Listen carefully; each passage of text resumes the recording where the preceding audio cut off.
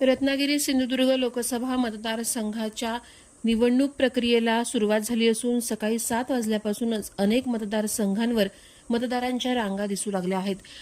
रत्नागिरीचे जिल्हाधिकारी तथा निवडणूक निर्णय अधिकारी एम. देवेंदर सिंग, जिल्हा परिषदेचे मुख्य कार्यकारी अधिकारी कीर्तिकिरण पुजार यांनी भल्या पहाटे 7 वाजताच आपल्या मतदानाचा हक्क रांगेत उभं राहून पूर्ण केला आहे.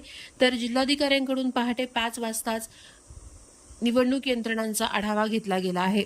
रत्नागिरी सिंधुदुर्ग लोकसभा मतदारसंघामध्ये 14,51,630 मतदार असून 1,430 मतदान केंद्र दोन्ही जिल्ह्यातील 5 विधानसभा मतदारसंघामध्ये आहेत.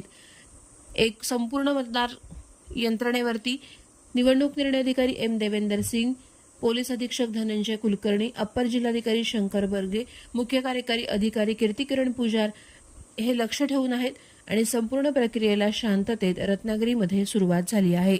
प्रहार डिजिटलसाठी अनघा निकम मगदूम, रत्नागिरी.